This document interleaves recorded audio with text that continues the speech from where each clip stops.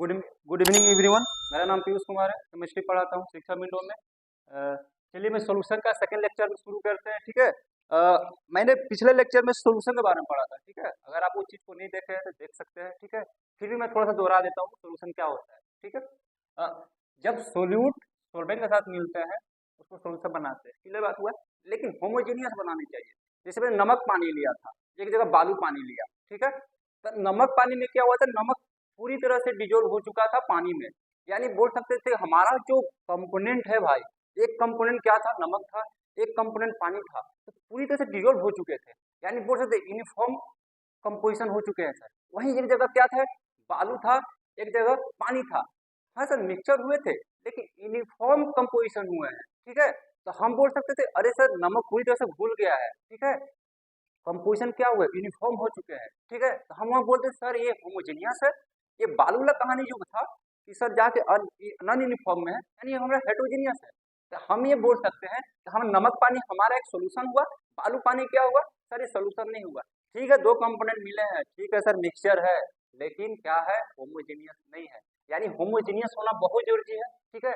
यानी हमने क्या किया, एक सोल्यूट लिया और सोल्वेंट के साथ मिलाया, सोल्यूशन बना, ठीक है। जो कि अगर होमोजेनियस मिक्सचर बनता है उसी को हम लोग क्या कहते हैं, सोल्यूशन, ठीक है। क्लियर बात है। सोल्यूट क्या होता है, देखो जो मिनिमम क्वांटिटी में रहे उसको सोल्यूट कहते हैं, जो ज्यादा क्वांटिटी में रहे उसको सोल्यूशन कहते हैं। हाँ, माइंड में याद रखो, सैल्यूट कौन करता है, छोटा आदमी करता है सैल्यूट, ठीक है। उसी तरह याद रखो क्वांटिटी जो रहे छोटा में जो रहे, ठीक है, उसको सोल्यूट कहते हैं। क्लियर बात है। हमने भी समझा था कि हाँ सोल्यूशन तो है, दो या दो से ज्यादा कंपोनेंट मिलते हैं उसको हम लोग सोल्यूशन कहते हैं। यूनिफॉर्म कंपोजिशन होनी चाहिए, यानी होमोजेनियस मिक्सचर होनी चाहिए। क्लियर बात है।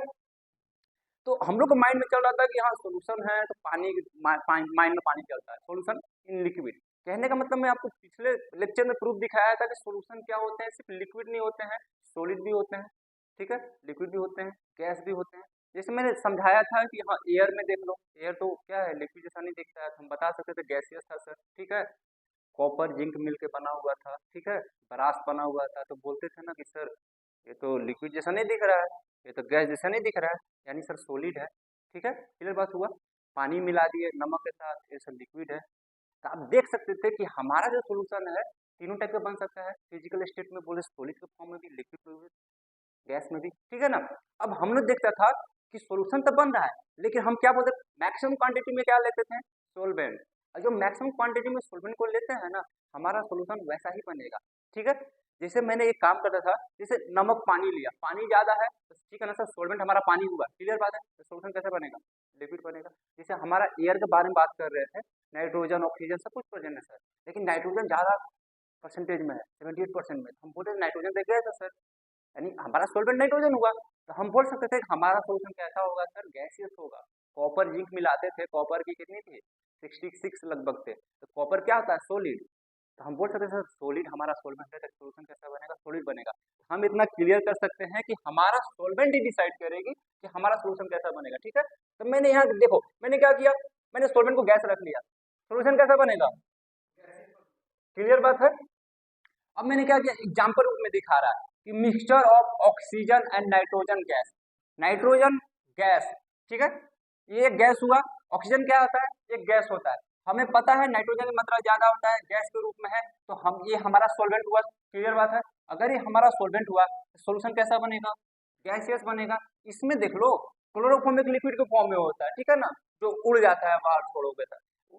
क्लोरोफॉर्म क्या होता है, लिक्विड होता है, मिक्स विथ नाइट्रोजन गैस, हमारा यहाँ सोल्वेंट नाइट्रोजन हुआ, ठीक है। मानते हैं भाई हमारा सोल्यूट क्या है, क्लोरोफॉर्म है, ठीक है ना। तो हम बताए थे ना सोल्वेंट जैसा होगा सोल्यूशन वैसा ही होगा, ठीक है ना। यहाँ हम क्या किए, गैस ले लिए, यहाँ लिक्विड ले लिए, कैंपर क्या होता है, सॉलिड के फॉर्म में होता है। घंटा हम कुछ भी लिए, घंटा फर्क नहीं पड़ता, मेरे को मतलब ये है कि हमारा सोल्वेंट कैसा है, गैस के रूप में है भाई, तो सोल्यूशन कैसा बनेगा, गैसेस बनेगा। अब क्या किया, ऑक्सीजन मिक्स कर दिए, मतलब क्या किए, हमें गैस को मिक्स किए या लिक्विड को मिक्स किए या तो सॉलिड को मिक्स किए, बना कैसा सोल्यूशन हमारा, गैसियस बना। उसी तरह इसमें भी वही सीन किए गए हैं। ऑक्सीजन क्या हुआ, गैस को लिए, इथानॉल क्या हुआ, पानी हुआ, सॉलिड क्या हुआ, ग्लूकोज एक सॉलिड हुआ, लेकिन लिक्विड हमारा क्या, वाटर है। यानी हमारा जो सोल्वेंट है वाटर है, अगर सोल्वेंट वाटर है तो सोल्यूशन कैसा बनेगा, लिक्विड सोल्यूशन बनेगा, क्लियर बात है। इस केस में भी यही हो रहा है, कि अगर हमारा सॉल्वेंट सॉलिड है तो हमारे सॉल्यूशन कैसे बनेंगे, सॉलिड बनेंगे। हाँ, यहाँ देखो पैलेडियम, सोडियम, कोड, ये सब हमारे क्या है, सॉलिड है, यानी सॉल्वेंट है हमारा। अगर ये सॉल्वेंट है, इसमें चेंज किया है ना, इसको गैस, हाइड्रोजन गैस मिला दिया, एक बार क्या किया, लिक्विड को मिला दिया, एक बार क्या किया, सॉलिड को मिला दिया गया, कुछ भी मिला है, लेकिन हमारा ये क्या है, सॉलिड के फॉर्म में है, सॉल्वेंट सॉलिड है, तो सॉल्यूशन कैसा बनेगा, सॉलिड बनेगा। यहाँ यहाँ देखो पहला केस में क्या किया था, ऑक्सीजन को, ऑक्सीजन में गैस होता है, गैस को मिक्स किया गैस के साथ, सॉल्यूशन क्या बना, गैसेस बना था, यानी हमारा सॉलिड हुआ गैस, ठीक है, और सॉल्वेंट हुआ हमारा गैस, ठीक है, ये दोनों मिक्स हो गया। यही इसी से हम देखते हैं कि हमारे जो एयर में नाइट्रोजन सब कुछ प्रेजेंट रहते हैं, तो उसमें नाइट्रोजन की मात्रा बहुत ज्यादा होती है, ऑक्सीजन के बहुत कम होते हैं। आप देख सकते हैं कि 78, 79 आपका नाइट्रोजन का होता है, इसका 21% होता है। तो हम बोल सकते हैं ये दोनों मिला हुआ रहता है एयर में। कभी देख पाते हैं कि नाइट्रोजन यहाँ देखो है, ऑक्सीजन यहाँ है, कभी नहीं बता पाते। तो हम बोल सकते हैं अरे यार ये तो मिक्सचर है एयर में, यानी होमोजेनियस मिक्सचर है। तो हम ये बोल सकते हैं कि हमारे सॉल्यूशन है। बगल में एयर भी तो देख सकते हैं ना, एयर का एग्जाम्पल हो गया आपका। दूसरी बात क्या क्या, क्लोरोफॉर्मिक लिक्विड होता है, पानी के फॉर्म में होता है, उसको नाइट्रोजन के साथ मिलाओगे ना तो क्या हुआ तुम्हारा, लिक्विड गैस हुआ, ठीक है। इसीलिए बोला जाता है कि क्लोरोफॉर्म क्या होता है, उड़ जाता है, उड़ने का यही कारण है, ये दोनों मिक्स हो जाते हैं। एनवायरमेंट में क्या है, नाइट्रोजन प्रेजेंट होता है, नाइट्रोजन में गैस होता है, ठीक है, ये हमारा लिक्विड है, दोनों सोल्यूशन बन जाते हैं, होमोजेनियस मिक्सचर हो जाते हैं। क्लियर बात हो रहा है। तीसरा क्या हुआ, कपूर भी उड़ जाता है, ठीक है, सॉलिड है, नाइट्रोजन एक गैस है। क्लियर हो रहा है बातों को। यही हमारा क्या है कि टाइप्स ऑफ सॉल्यूशन है, जिससे हमें पता चलता है कि 3 टाइप्स ऑफ सॉल्यूशन होते हैं, और हमारा सॉल्यूशन कैसा होगा वो डिसाइड करते हैं, हमारे सॉल्वेंट डिसाइड करते हैं, ठीक है। क्लियर है, मैं इसको मिटा दूं पहले से। चलिए हमने ये समझ गया था कि हमारा एक सॉल्यूशन है, ठीक है। सॉल्यूशन करने का मतलब सॉलिड हो सकते हैं, लिक्विड हो सकते हैं, गैस हो सकते हैं। हाँ, सॉलिड होंगे तो हमारा सॉल्वेंट सॉलिड होनी चाहिए, लिक्विड सॉल्यूशन हो सकते हैं तो हमारा लिक्विड होनी चाहिए सॉल्वेंट, गैसेस हो सकते हैं तो हमारा सॉल्वेंट गैस होना चाहिए। वो डिपेंड करता है, सॉलिड कुछ भी हो यार, घंटा फर्क नहीं पड़ता है, ठीक है। तो हमारा एक सॉल्यूशन है, ठीक है ना, या तो सॉलिड के फॉर्म में हो सकता है, या तो लिक्विड के फॉर्म में हो सकता है, या तो गैस के फॉर्म में हो सकता है, ठीक है। तो वो सॉल्यूशन तो बने हुए हैं, कैसे बने हुए हैं, सॉलिड प्लस सॉल्वेंट मिलकर बने हुए हैं। तो हम लोग क्या पढ़ेंगे, expressing concentration of solution. Solution तो बना हुआ है, लेकिन जिससे मिलके बना हुआ है वो कितना मिलके बना हुआ है भाई, सोल्यूट कितना है, ठीक है ना, सोल्यूट की मात्रा कितना है, उसको पता लगाने के लिए क्या करते हैं हम लोग, 2 मेथड से हम लोग पता लगा सकते हैं। पहला था क्वालिटेटिवली, ठीक है, दूसरा था क्वांटिटेटिवली, ठीक है ना। क्वालिटेटिवली, क्वालिटी, ठीक है, इससे हम लोग क्वालिटी के बेसिस पे पता लगाएंगे कि हमारा क्या है, सोल्यूट कैसा है, कितना है भाई, उसका कंसंट्रेशन कितना है, ठीक है ना, सोल्वेंट के साथ कितना मिलाया हुआ है। एक दूसरा करेंगे क्वांटिटेटिवली, ठीक है ना।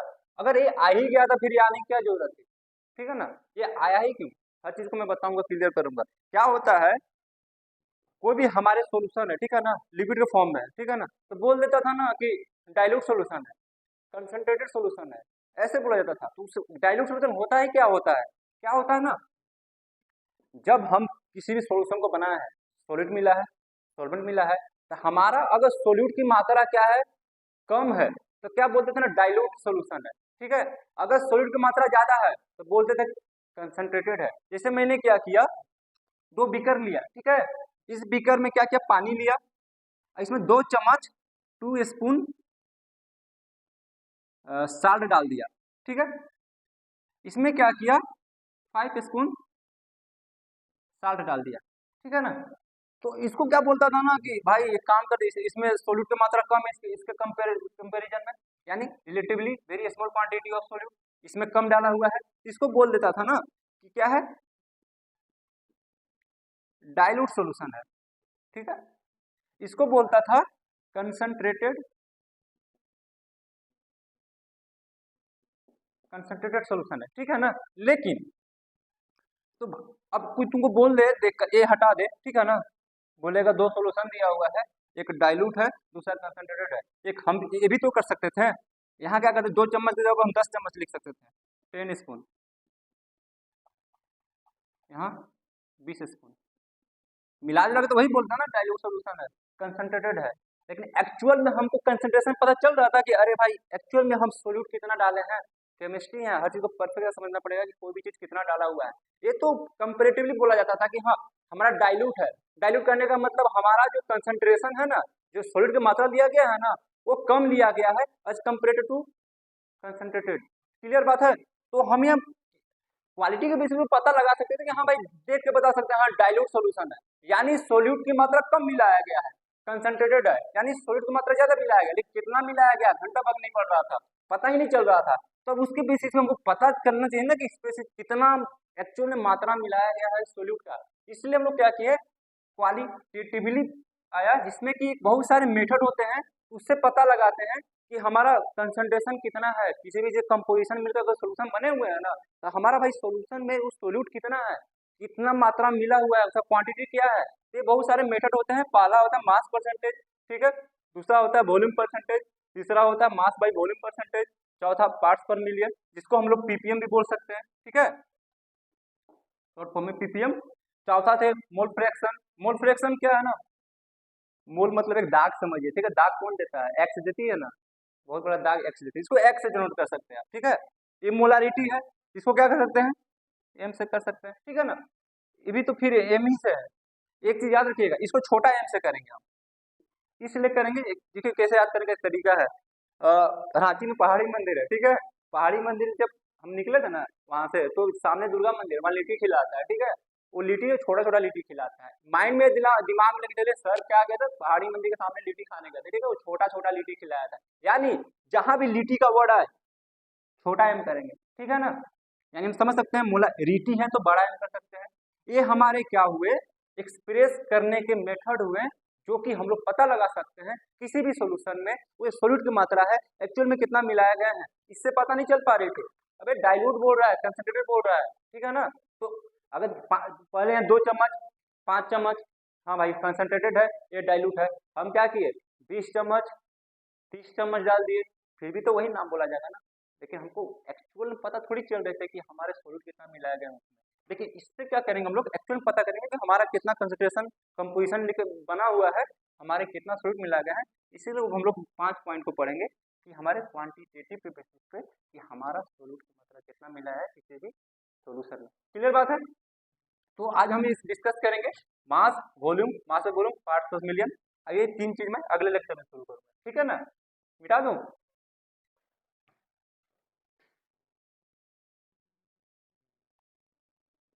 जैसा कि मैंने बताया था कि मैं mass percentage, volume percentage, mass by volume और पार्ट्स पर मिलियन, ये 4 चीज को बता रहा हूँ, जो कि बाकी जो 3 चीज है बहुत ज्यादा, वो भी बहुत ज्यादा इंपॉर्टेंट है और बहुत ही ज्यादा इंपॉर्टेंट, जो कि मैं स्पेशल बताऊंगा नेक्स्ट लेक्चर में, ठीक है।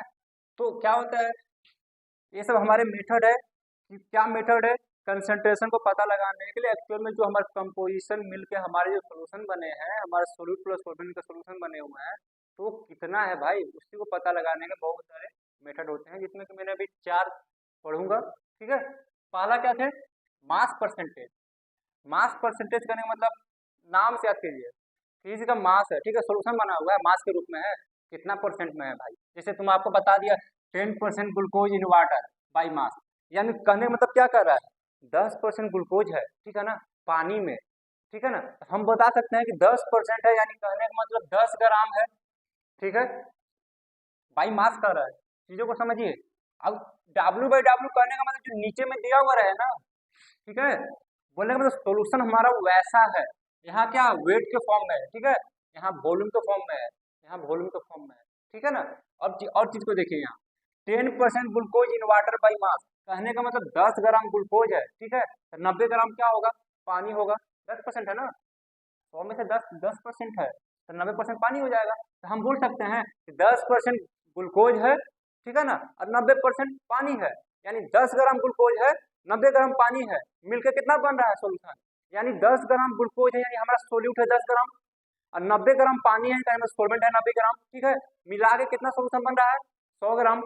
तो हम बोल सकते हैं कि सर 10 ग्राम ग्लूकोज है जो कि सॉलिड हुआ, 90 ग्राम पानी है जो कि सोलवेंट हुआ, सोल्यूशन टोटल कितना है 100 ग्राम, ठीक है। अब आपको बोल दे कि एक काम करो, अब पता लगाओ कि कितना परसेंट है एक्चुअल में, मास कितना परसेंट है, तो उसी का एक फॉर्मूला होता है मास परसेंट ऑफ कंपोनेंट का फॉर्मूला होते हैं मास of the component by total mass of the solution into 100। कहने का मतलब अब वो पूछ देता आपसे मास परसेंटेज ऑफ सोल्यूट, ऐसा पूछता, ठीक है। यानी मास परसेंटेज ऑफ सोल्यूट, इसमें कौन है, ग्लूकोज है। यानी मास परसेंटेज ऑफ ग्लूकोज, यानी मास of the component, mass of the component करने का मतलब मास ऑफ द कंपोनेंट यहाँ क्या था, ग्लूकोज था, जो सोल्यूट जो था। यानी मास of the glucose by total mass of the solution, total mass of the solution कितना था, 100 था, ठीक है ना, इनटू 100। तो हम क्या करेंगे, मास परसेंट उसका सोल्यूट का परसेंट पे निकाल तो नहीं हम लोग, ठीक है ना।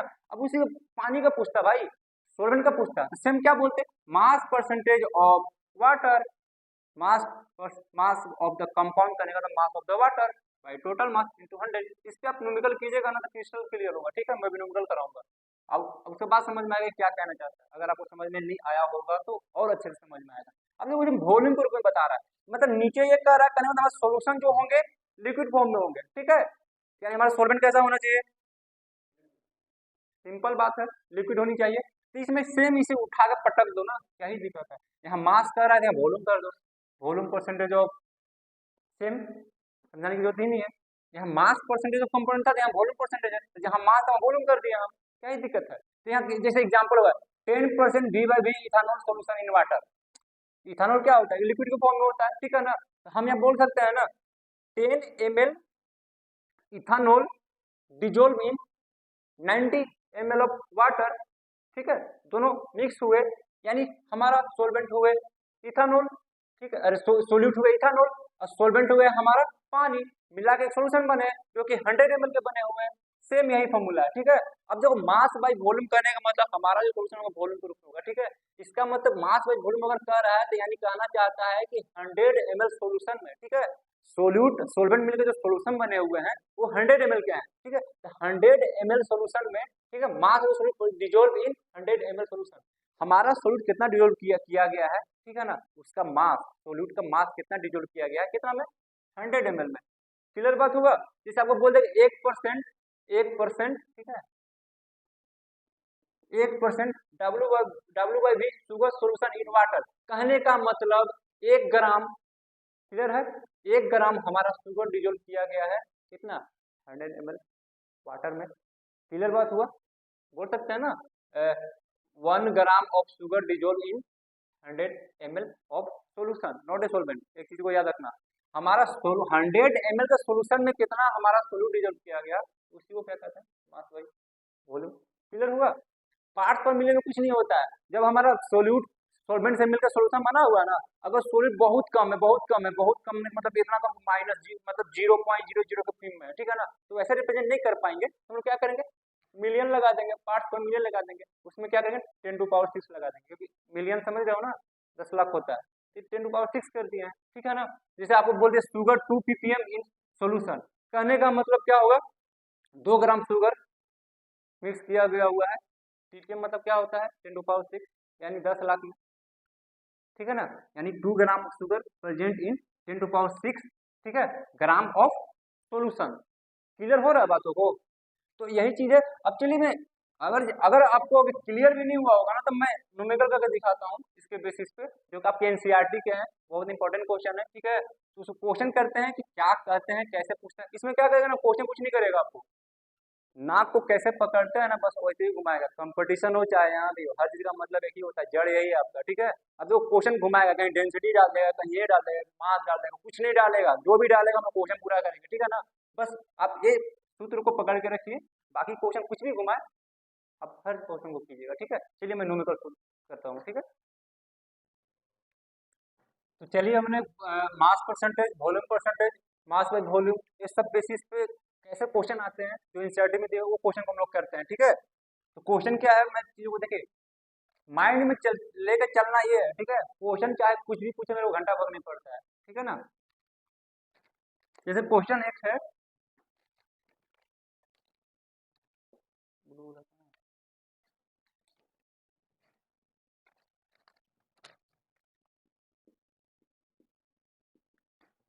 Calculate the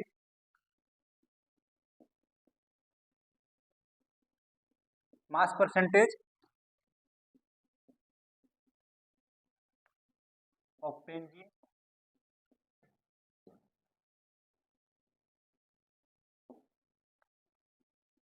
carbon tetrachloride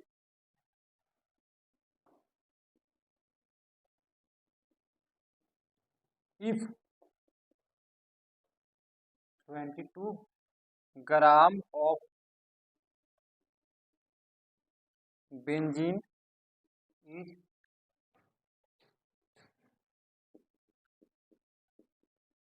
dissolved in 122 gram of carbon tetra chloride. ठीक है, चीजों को ऐसे समझिएगा ना, एक्चुअली में कुछ है नहीं, हलवा है। ठीक है, 2 मिनट में क्वेश्चन को सॉल्व कर सकते हैं आप, लेकिन आप चीजों को कोऑर्डिनेट कीजिएगा, कहना क्या चाह रहे हैं। देखिए, calculate the mass percentage of benzene and carbon tetrachloride. ठीक है, मास परसेंटेज क्या होता है, माइंड नहीं लेके चलना है। ठीक है ना, मास परसेंटेज क्या होता है, mass of the component by total mass of the solution into 100। ठीक है ना, अब चीजों को पढ़िए। Calculate the mass percentage of the benzene and carbon tetrachloride, जिसको CCl4 भी लिख सकते हैं, बेंजीन को C6H6 भी लिख सकते हैं। ठीक है ना, इसका मोलिकुलर फॉर्मूला है हमारे, if 22 gram of benzene is dissolve in 122 gram of carbon tetrachloride. Clear बात है, यानी हम एक चीज को देख रहे हैं, बेंजीन, ठीक है, CCl4 कार्बन टेट्राक्लोराइड को फॉर्मूला लिख दे। ठीक है ना, ये दो चीज मिलके, ठीक है ना, एक सॉल्यूशन बना रहे हैं। क्लियर बात है, हम यहाँ क्या देख रहे हैं, इफ 22 ग्राम ऑफ बेंजीन, ठीक है ना, मतलब 22 ग्राम हमारा क्या है, बेंजीन है, is dissolve in 122 gram of carbon tetrachloride CCl4, 122 ग्राम है। क्लियर बात हुआ, जो कि हमारे एक सॉल्यूशन बन रहा है।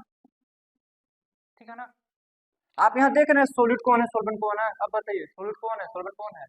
हम माइंड में क्या बोले थे, जिसका क्वांटिटी कम हो उसको सोल्यूट कहेंगे। ठीक है, सोल्यूट कौन करता है, छोटा आदमी, यानी छोटा कौन है, यानी हम बेंजीन सोल्यूट कर सकते हैं, CCl4 122 है, सोल्वेंट कर सकते हैं, हमारे सॉल्यूशन बने, तो हमारे सॉल्यूशन कितने के बनेंगे, ये 22 122 यानी 144 ग्राम। ठीक है, यही हमारे सोल्यूट हुए, ये सोल्वेंट हुए, ये हमारे सॉल्यूशन हुए। ठीक है ना, अब क्या बोल रहा है कि भाई एक काम कर, हमको मास परसेंटेज बता, किसका, बेंजीन का और कार्बन टेट्राक्लोराइड का, जो CCl4 भी कहते हैं। ठीक है, ये बहुत सारे नाम होते हैं, टेट्राक्लोरोमीथेन भी कह सकते हैं। आप वो चीज मत देखिए, बेंजीन क्या होता है कुछ नहीं, आप मास परसेंटेज में हम पर यहाँ देखिए फॉर्मूला इसी को चेपेंगे हम पूरी तरह से, यानी मास परसेंटेज ऑफ कंपोनेंट लिखते थे, तो पहला कंपोनेंट हम उठा रहे हैं, बेंजीन को उठा रहे हैं, यहाँ क्या लिख देंगे, mass percentage of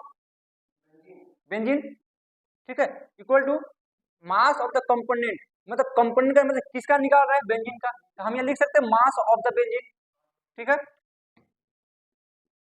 mass of the benzene, ठीक है, by total mass of the solution.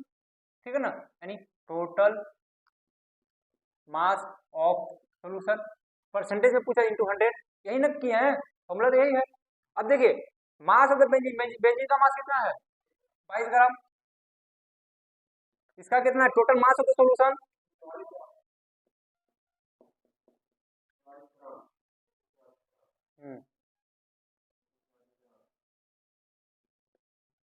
ठीक है, काट दीजिए, जो मैथ पढ़े होंगे 8वां 7वां पढ़े होंगे, बस काट देना है इसको, इसको काट के निकालिए थे, आपका आपका आएगा इसका, देखिए 50 बार में, ठीक है, 72 36 11, ठीक है, आपके अप्रोक्स आएंगे आपको 15.2%। ठीक है, यानी हमारा बेंजीन और कार्बन टेट्राक्लोराइड दोनों मिलके एक सॉल्यूशन बनाए थे, जो कि 22 ग्राम ही था, 122 ग्राम ये था, मिलाकर सॉल्यूशन 144 बनाया था। लेकिन अगर हमारे बारे में इसके बारे में पूछ रहा है, ये कितना मिला हुआ है, फॉर्मूला क्या थे, जिसके बारे में निकालना है ना हमको, उसको ऊपर में डालेंगे। ठीक है, अब टोटल कितना था सोल्यूशन बन के, उसको डालेंगे, इंटू 100 कर देंगे, हमारे 15.2 आ गए। अगर ये 15.2 आया है, ठीक है ना, तो दूसरा कितना आएंगे, 100 से माइनस कर सकते हैं। ठीक है, 100 से माइनस नहीं करना, आपको आंसर दिखाना था, वो सेम वैसा ही कर सकते हैं, mass percentage of carbon tetrachloride. ठीक है, ये हम क्या कर सकते हैं, मिटा दो इसको कि नीचे करो,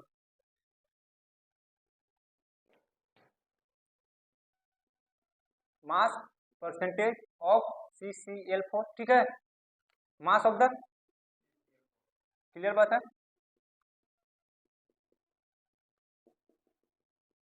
मास ऑफ द सॉल्यूशन इंटू 100, ठीक है, क्लियर है।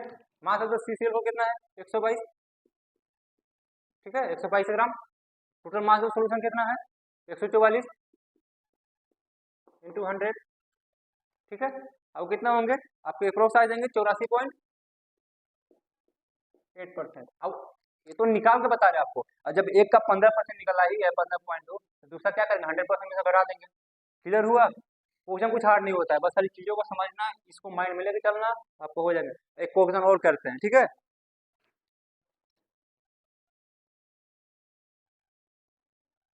चलिए एक और क्वेश्चन करते हैं मास परसेंटेज के बेसिस पे, ठीक है। क्वेश्चन क्या कर रहे हैं, if 20 gram NaOH is dissolve in 40 gram of H2O, कहने का मतलब 20 ग्राम NaOH लिए, ठीक है, और 40 ग्राम पानी में मिला दिया, ठीक है। हम ये देख के पता चल रहा है कि कम क्वांटिटी में है, ठीक है, कम अमाउंट में है, यानी NaOH क्या हो गया, हमारा एक सोल्यूट हो गया, ये क्या हो गया, हमारे एक सोल्वेंट हो गया। क्लियर बात है। अब यही पूछ रहा है कि मास परसेंटेज क्या होगा ये दोनों का, सोल्यूट का और सोल्वेंट का, ठीक है। हमने क्या किया था, मतलब हम बता सकते हैं 20 ग्राम प्लस 40 ग्राम, ठीक है, 20 और 40 60 ग्राम। हम ये बोल सकते हैं हमारा ये क्या है, NaOH है, ये क्या है, H2 है, ठीक है, ये हमारा एक सोल्यूशन हुआ। क्लियर बात है। तो हम ये बोल सकते हैं हमारा ये सोल्यूट हुआ, ये सोल्वेंट हो गया। सेम पुराने फॉर्मूला उठाएंगे, ठीक है। मास परसेंटेज ऑफ कंपोनेंट करने का मतलब हम पहले किसी का उठा रहे हैं, सोडियम हाइड्रोक्साइड का उठा रहे हैं, ठीक है। मास परसेंटेज ऑफ NaOH, ठीक है। NaOH का कितना है, mass of the component, component का 20 है, ठीक है, 20 mass, total mass of the solution कितना हुआ, ये सोल्यूट सोल्वेंट है, ये हमारा सॉल्यूशन है, तो मास ऑफ सोल्वेंट कितना हुआ 60। क्लियर बात है, इंटू 20, ठीक है ना, इंटू 100, ग्राम ग्राम गया, ठीक है, ठीक है, यानी हमारा क्या है 100/3, ठीक है ना, यानी इसको जब आप डिवाइड कीजिएगा 33/3%, ठीक है ना, हमारे ये क्या हो गए NaOH हो गए, ठीक है ना, 33/3.3 हमारे क्या है NaOH का परसेंटेज आया। तो दूसरा पूछ रहा है, दूसरा तो क्या हो जाएगा 100 में से माइनस कर सकते हैं, ठीक है ना, नहीं तो एक काम करते हैं सोल्व करके आपको दिखा देते हैं हम। Mass percentage of H2O, H2O का मास कितना है 40 है, टोटल मास ऑफ सॉल्यूशन कितना है, टोटल 60 ग्राम ग्राम इंटू 100, ठीक है ना, ये गया ये गया, ग्राम ग्राम कटा 2 3, ठीक है ना, यानी कितना हुआ 200/3 हुआ क्या, 200/3 तो कितना हो जाएंगे 66.7%। नहीं तो ये काम कर सकते हैं, एक का निकाले दूसरा 100 में से माइनस कर सकते हैं, यही सिंपल क्वेश्चन है, यही क्वेश्चन ही आते हैं। एक और क्वेश्चन करके देखते हैं। चलिए एक और क्वेश्चन है जो कि वॉल्यूम परसेंटेज के बेसिस पे करते हैं, ठीक है। क्वेश्चन को समझिएगा, if 10 ml of ethanol is mix with 50 ml of H2O। Clear बात हुआ, माइंड में पूरा क्लियर हो गया। हाँ, 10 ml इथेनॉल है, 50 ml पानी में मिला दिए हैं, सोल्यूट क्या हुआ इथेनॉल, सोल्वेंट क्या हुआ पानी हुआ, H2O हुआ। हम ये बोल सकते हैं 10 ml प्लस 50 ml, ठीक है, इक्वल टू 60 ml। क्लियर बात हुआ, ये हमारा क्या हुआ सोल्यूट हुआ, ये हमारा क्या हुआ सोल्वेंट हुआ, ये क्या हुआ हमारा सोल्यूशन हुआ। ये हमारा क्या है 10 ml इथेनॉल है जो कि हमारा एक सोल्यूट है। अब क्या पूछ रहा है, सिंपल पूछ रहा है कि वॉल्यूम परसेंटेज निकालिए किसका, ये दोनों का। जैसे मास का निकाले थे वैसा वॉल्यूम का ही निकालेंगे, वहां मास था तो यहाँ वॉल्यूम कर देंगे, क्योंकि हम एमएल में दिया हुआ है, वहां ग्राम में दिया हुआ रहता था। जब ग्राम में था तो क्या करते थे मास ऑफ द कंपोनेंट करते थे, यहाँ एमएल में है तो क्या लिखते हैं वॉल्यूम द कंपोनेंट कर सकते हैं, डायरेक्ट हम इसको लिख सकते हैं ये वाला वॉल्यूम परसेंटेज ऑफ कंपोनेंट। कहने का मतलब वॉल्यूम परसेंटेज ऑफ कंपोनेंट का नहीं मतलब हम पहला किसका निकाल रहे हैं, सोल्यूट का निकाल रहे हैं। सोल्यूट हमारा क्या है, इथानॉल है, ठीक है। So volume percentage of ethanol, ठीक है। क्या कह रहे हैं, वॉल्यूम ऑफ द कंपोनेंट यानी वॉल्यूम ऑफ द इथानॉल, ठीक है। ये फॉर्मूला डायरेक्ट पुट कर सकते हैं, वॉल्यूम ऑफ द कंपोनेंट यानी कहने का मतलब वॉल्यूम ऑफ द इथानॉल कितना है, 10 है, ठीक है। Total volume of the solution कितना है, 60 है, ml ml, ठीक है। इनटू 100 करेंगे, क्लियर है।